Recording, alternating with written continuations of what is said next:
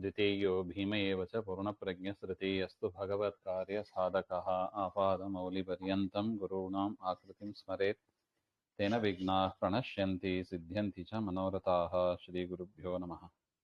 नारायणाय परिपूर्णगुणार्णवाय विश्वोदयस्थितिलयोन्यतिप्रदाय ज्ञानप्रदाय विबुधासुरसौख्यदुःखसत्कारणाय वितताय नमो नमस्ते। नारायणं सुरगुरुं जगदेकनाथं भक्तप्रियं सकललोकनमस्कृतं च त्रैगुण्यवर्जितम् अजं विभुमाद्यमीशं वन्दे भवग्नममरासुरसिद्धवन्द्यं। नारायणं नमस्कृत्य नरं चैव नरोत्तमं देवीं सरस्वतीं व्यासं ततो जयमुदीरयेत्। कृष्णाय वासुदेवाय हरये परमात्मने प्रणतः क्लेशनाशाय गोविन्दाय नमो नमः। ಶ್ರೀಗುರುಭ್ಯೋ ನಮಃ. ಶ್ರೀಮನ್ ಮಹಾಭಾರತ ತಾತ್ಪರ್ಯನಿರ್ಣಯ 2ನೇ ಅಧ್ಯಾಯದಲ್ಲಿ 166ನೇ ಶ್ಲೋಕ. ಯಾದೃಶೇ ಚ ಕುಲೇ ಜಾತಃ ಸರ್ವರಾಜಾಭಿಪೂಜಿತೆ ಯಾದೃಶಾನಿ ಚ ಕರ್ಮಾಣಿ ಭೀಮ ತ್ವಮಸಿ ತಾದೃಶಃ. ಹಾಗೆ ಅಂತ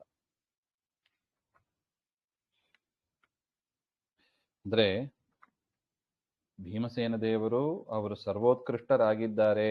ಅಂದ್ರೆ ಪರಮಾತ್ಮನ ದಾಸರಲ್ಲಿ ಜೀವರಲ್ಲಿ ಭೀಮಸೇನ ದೇವರು ಉತ್ಕೃಷ್ಟರಾಗಿದ್ದಾರೆ ಹಾಗೆಂಬುದನ್ನ ಅನೇಕ ಪ್ರಮಾಣಗಳಿಂದ ಶ್ರೀಮದ್ ಆಚಾರ್ಯರು ಹೇಳ್ತಾ ಇದ್ದಾರೆ. ಯುಧಿಷ್ಠಿರನ ವಾಕ್ಯದಿಂದ, ದುರ್ಯೋಧನನ ವಾಕ್ಯದಿಂದ ನೋಡಿದ್ದೀವಿ. ಮತ್ತೆ ಕೃಷ್ಣ ಪರಮಾತ್ಮನು ಕೂಡ ತಾನು ಹೇಳ್ತಾ ಇದ್ದಾನೆ. ಅದೇ ವಾಕ್ಯವೇ ಕೃಷ್ಣನ ಮಾತೆ ಮುಂದುವರಿತಾ ಇದೆ. ಯಾದೃಶೇಚ ಕುಲೇ ಜಾತಃ ಹಾಗೆ ಅಂತ. ಅತಿಶಯ ಗುಣಯುಕ್ತತ್ವೇನ ಯಾದೃಶೇ ಕುಲೆ ತ್ವಂ ಜಾತಃ. ಯಾವ ಕುಲದಲ್ಲಿ ನೀನು ಹುಟ್ಟುತ್ತೀಯೋ ಸರ್ವ ಅತಿಶಯತ್ವೇನ, ಅದರಲ್ಲಿ ಅತಿಶಯವಾದ ಒಂದು ಕಾರ್ಯ ಆ ಕುಲದಲ್ಲಿ ಹುಟ್ಟಿದವರು ಆ ರೀತಿಯಾಗಿ ಮಾಡ್ಲಿಕ್ಕೆ ಸಾಧ್ಯನೇ ಇಲ್ಲ. ಅಂತಹ ಅದ್ಭುತವಾದ ಕಾರ್ಯಗಳನ್ನ ಕರ್ಮಾಣಿ ಕರೋಷಿ ನೀನು ಮಾಡ್ತೀಯ.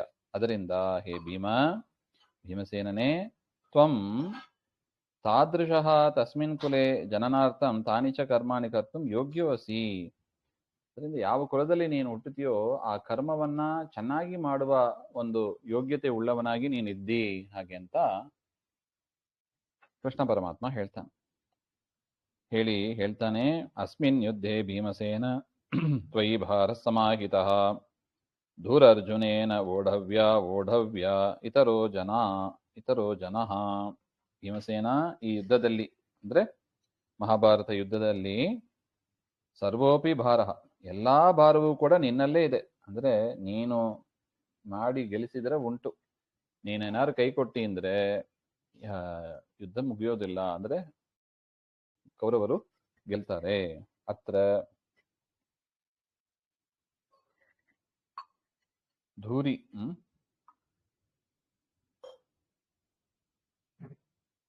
ಧೂರ್ಭಾರಃ ಓಢವ್ಯಃ ಇತ್ಯರ್ಥಃ. ಅರ್ಜುನೇನಾಪಿ ಧೂರ್ಭಾರಃ ಅಂದ್ರೆ ಅರ್ಜುನನಿಂದಲೂ ಕೂಡ ಈ ಭಾರವನ್ನ, ಭೂಮಿಯ ಭಾರ ಏನಿದೆ ಅಧರ್ಮದ ಭಾರ, ಅದು ನಾಶ ಮಾಡಬೇಕು ಹಾಗೆ ಅಂತ.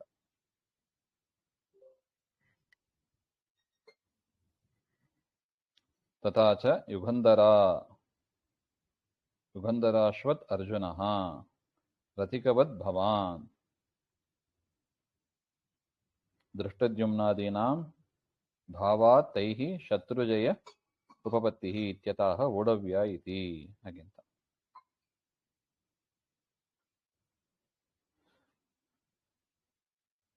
ಅಲ್ಲ ಇದೆ, ನಿನ್ನಲ್ಲೇ ಭಾರ ಇದೆ ಅಂತ ಯಾಕೆ ಪರಮಾತ್ಮ ಹೇಳ್ತಾನೆ, ಅರ್ಜುನ ಇಲ್ಲವಾ ಹಾಗೆ ಅಂತ ಒಂದು ಪ್ರಶ್ನೆ ಬರುತ್ತದೆ. ಅದಕ್ಕೆ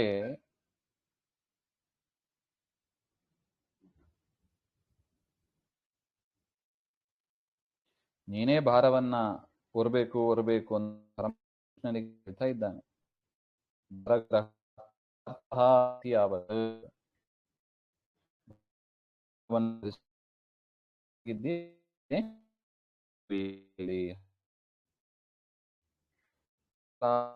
ಅರ್ಜುನ ಬಿಟ್ಟು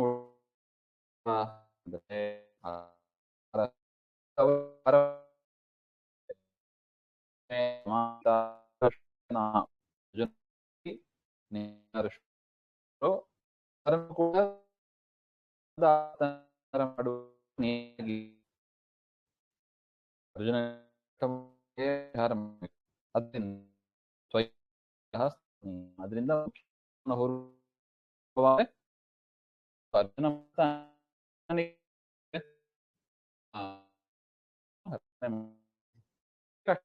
ಹಾಗೆ ಕೇಳಿದರೆ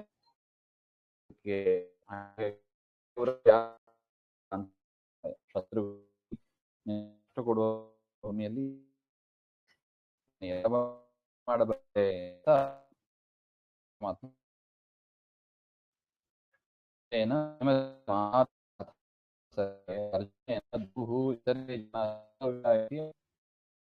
ಅರ್ಜುನ ಕಥನ್ ಅಸಂಗತ ಕೊಟ್ಟು ಅರ್ಜುನ ಭೀಮಸೇನ ದೇವರು ಉತ್ಕೃಷ್ಟರಾಗಿದ್ದಾರೆ ಈ ಯುದ್ಧದಲ್ಲಿ ಹಾಗೆಂಬ ಒಂದು ವಿಚಾರ ಕೃಷ್ಣನು ಕೂಡ ಹೇಳ್ತಾ ಇದ್ದಾನೆ. ಇನ್ನು ಉಕ್ತಂ ಪುರಾಣೇ ಬ್ರಹ್ಮಾಂಡೇ ಬ್ರಹ್ಮಣ ನಾರದಾಯ ಚ ಯಸ್ಯ ಪ್ರಸಾದಾತ್ ಪರಮಂ ವಿದಂತಿ ಶೇಷಸ್ಸುಪರ್ಣೋ ಗಿರಿಶಸ್ಸುರೇಂದ್ರಃ ಮಾತಾ ಚ ಯೇಷಾಂ ಪ್ರಥಮೈವ ಭಾರತೀ ಸಾ ದ್ರೌಪದಿ ನಾಮ ಬಭೂವ ಭೂಮೌ ಇದಾನೀಂ ಭಾರತ್ಯಾಹ ಸ್ವರೂಪಮಾಹ ಅಂತ ಹೇಳ್ತಾ ಇದ್ದಾರೆ. ಈ ರೀತಿಯಾಗಿ ಬ್ರಹ್ಮದೇವರು ವಾಯುದೇವರು ಅವರು ಜೀವೋತ್ಕೃಷ್ಟರಾಗಿದ್ದಾರೆ ಅಂತ ತಿಳಿಸಿ ಈಗ ಸರಸ್ವತಿ ಭಾರತಿಯವರು ಅಂದ್ರೆ ಭಾರತೀ ದೇವಿಯ ವಿಚಾರವನ್ನ ಹೇಳ್ತಾ ಇದ್ದಾರೆ. ತದೇವಂ ಬ್ರಹ್ಮಾಂಡ ಪುರಾಣದಲ್ಲಿ ಬರುವ ವಾಕ್ಯವನ್ನ ಆಚಾರ್ಯರು ಇಲ್ಲಿ ಹೇಳ್ತಾ ಇದ್ದಾರೆ.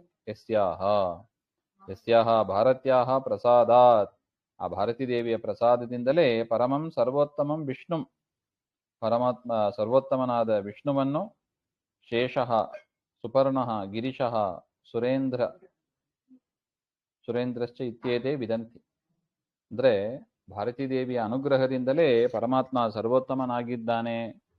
ಪರಮಾತ್ಮನ ತತ್ವಜ್ಞಾನ ಸರಿಯಾಗಿ ಶೇಷ ಗರುಡ ರುದ್ರ ಇಂದ್ರ ದೇವೇಂದ್ರ ಮೊದಲಾದ ದೇವತೆಗಳು ಪಡೆಯುತ್ತಾರೆ ಹಾಗೆಂತ ಅದರ ಅಭಿಪ್ರಾಯ. ಜಾನಂತಿ ಯೇಷಾಂ ಶೇಷಾದೀನಾಂ ಪ್ರಥಮ ಮಾತ ಅದರಿಂದ ಶೇಷಾದಿಗಳಿಗೆ ತಾಯಿಯ ಸ್ಥಾನದಲ್ಲಿ ಭಾರತೀ ದೇವಿ ಇದ್ದಾರೆ.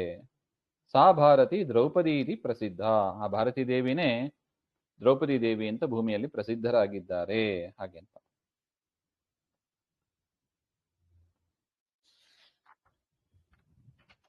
ಇದು ಬ್ರಹ್ಮಣ ನಾರದಾಯ ಬ್ರಹ್ಮದೇವರು ನಾರದರಿಗೆ ಹೇಳುವ ಮಾತು ಇದು ಹಾಗೆ ಅಂತ ಒಟ್ಟು.